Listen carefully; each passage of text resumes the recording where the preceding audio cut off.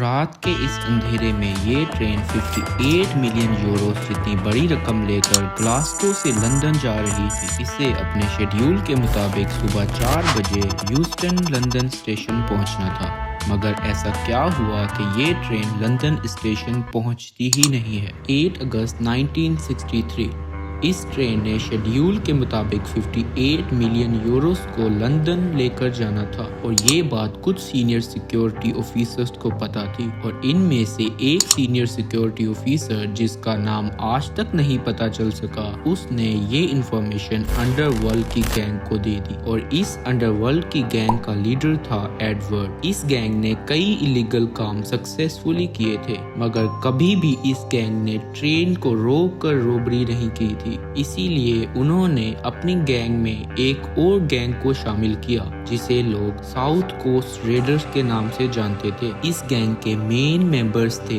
Bob ویلچ، to me وسبے، جم ہسی، جنہوں نے پہلے بھی کئی ٹرین روبریز کی ہوئی تھی۔ کل ملا کر 16 لوگوں کو سلیکٹ کیا گیا جنہیں روبری کرنی تھی۔ 7 اگست 1963 6:50 ٹرین اپنے شیڈیول کے مطابق گلاسگو لندن اسٹیشن سے نکل چکی تھی۔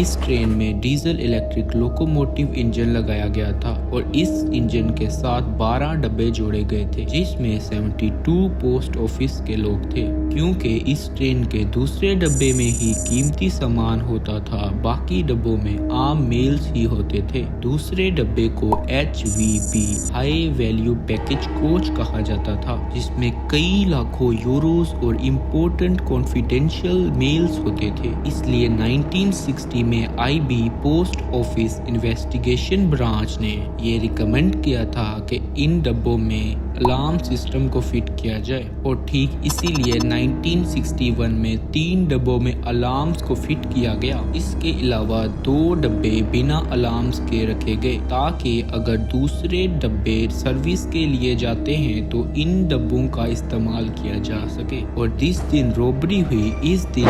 M30204M کا استعمال کیا گیا تھا، جس میں الارم سسٹم موجود نہیں تھا۔ اب روبرز کی سب سے بڑی پرابلم تھی کہ اس ٹرین کو کیسے روکا جائے۔ روبرز نے رات کو 3 بجے مین لائن سگنل جو کہ گرین تھا اس کو کور کر بیٹری پاور ریڈ لائٹ کو چلا دیا، اور اسی کے ساتھ ساتھ ریڈیو لائنز کی وائرز کو کاٹ دیا تاکہ کوئی کانٹیکٹ نہ کیا جا سکے۔ ٹرین کا ڈرائیور جو کہ 58 ایئر اولڈ جیک ملز تھا، اس نے جیسے ہی ریڈ سگنل دیکھا تو فوری طور پر ٹرین کو روک دیا، اور 26 ایئر اولڈ ڈیوڈ کو کہا کہ جا کر دیکھے کہ ریڈ سگنل کیوں ہے، کیونکہ اس وقت لائٹ کو گرین ہونا چاہیے تھا۔ جیسے ہی ڈیوڈ ٹرین سے اترا تو اس کے پیچھے سے اس کے سر پر کسی نے وار کیا اور وہ زمین پر گر گیا، اور اسی وقت گینگ کے کچھ لوگ ٹرین میں انٹر کر جاتے ہیں اور ٹرین کے ڈرائیور یعنی کہ میلز کے سر پر وار کرتے ہیں،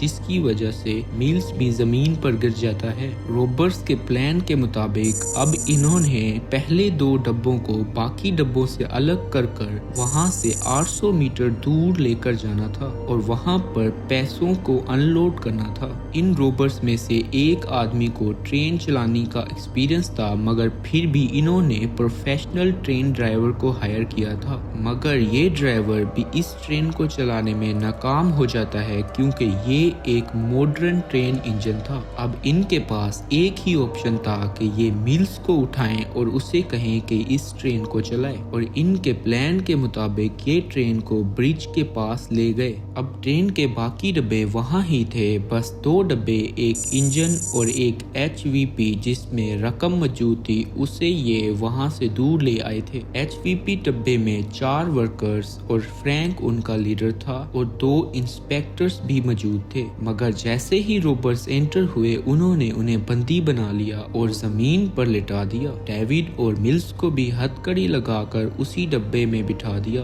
रॉबर्स ने 58 मिलियन यूरोस को वहां से अनलोड किया और अपने ट्रक में लोड कर दिया और उन्होंने अपने प्लान के मुताबिक ट्रक को वहां से लेदरस्लेट फार्म की तरफ रवाना कर दिया, जो कि वहां से 45 किलोमीटर के डिस्टेंस पर मौजूद था। और खुद तो सेम नंबर की लैंड रोवर्स जिसका नंबर था BMG 757A, उसमें बैठकर ट्रक के साथ फार्म की तरफ रवाना हुए और तकरीबन 45 मिनट्स में ये फार्म पर पहुंच गए। रास्ते में ये रेडियो पर न्यूज़ चैनल को सुनते आ रहे थे और तकरीबन उसी टाइम जब ये फार्म पर पहुंचे तो पहली रोबरी की न्यूज़ आई। फार्म पर पहुंचने के बाद उन्होंने वादे के मुताबिक इस रकम को 16 हिस्सों में डिवाइड कर दिया और हर एक शख्स को 1,50,000 यूरोस दे दिए और इन्होंने कुछ देर अपने फार्म पर रुकने का प्लान बनाया था। वहां पर इनके खाने पीने का सामान, इनके सोने का इंतजाम पहले से किया हुआ था। मगर जब ये रेडियो सुनते थे तो इन्हें पता चलता है कि पुलिस ने लोगों से पूछताछ कर ये एस्टीमेट लगाया है कि रॉबर्स 50 किलोमीटर के रेडियो में ही हैं और इनका फार्म वहां से 45 किलोमीटर दूर था। रॉबर्स ने आपस में मिलकर फौरी तौर पर प्लान बी को बनाया और फ्राइडे को इन्होंने यहाँ से दूसरी जगह जाना था, मगर कोई भी पुरानी कार्स को यूज नहीं करेगा क्योंकि वो ट्रेन स्टाफ ने देखी हुई थी। और फिर सब ने मिलकर तमाम सबूत को मिटाना शुरू कर दिया और आखिर में मार्क को कहा कि जब हम यहाँ से चले जाएं तो फार्म को आग लगवा दे। मगर मंडे को जब चार्ली फार्म पर चेक करने के लिए आता है कि तमाम फिंगरप्रिंट्स मिट चुके हैं कि नहीं, तो ये देखता है कि फार्म तो वैसे का वैसा ही है और इनकी कार्स भी वहां पर वैसी ही खड़ी थी।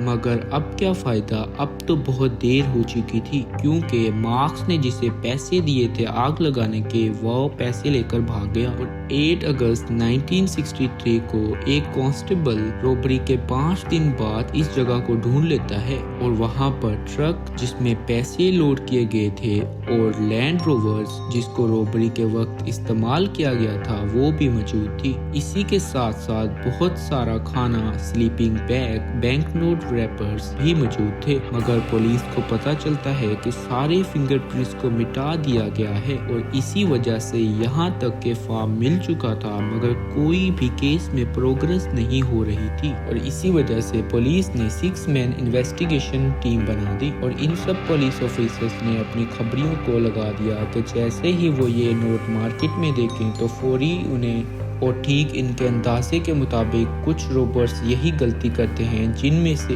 एक का नाम था रॉजर कॉड्रिव, जो कि एक रेंटल अपार्टमेंट में रहता था। अचानक से वो अपना लोन भी वापस कर देता है और अपना किराया 3 महीने एडवांस दे देता है और जो नोट ये रेंट देने के लिए इस्तेमाल करता है वो 10 शिलिंग नोट्स होते हैं। जैसे ही ये नोट उस अपार्टमेंट के मालिक के पास जाते हैं तो वो समझ जाता है कि ये नोट तो वो ये बात पुलिस को बता देता है और उसे अरेस्ट कर लिया जाता है, जिसकी वजह से 8 और गैंग मेंबर्स भी अरेस्ट हो जाते हैं और उनसे एस्टिमेटेड 1 लाख यूरोस मिलते हैं। मगर आज तक इनकी गैंग का लीडर एडवर्ड और बाकी गैंग मेंबर्स को कोई नहीं पकड़ पाया और साथ में वो सिक्योरिटी ऑफिसर जिसने इस रॉबरी के बारे में इंफॉर्मेशन दी उसका नाम भी नहीं पता चल सका। तो ये मिस्ट्री अनसॉल्व ही रह जाती है।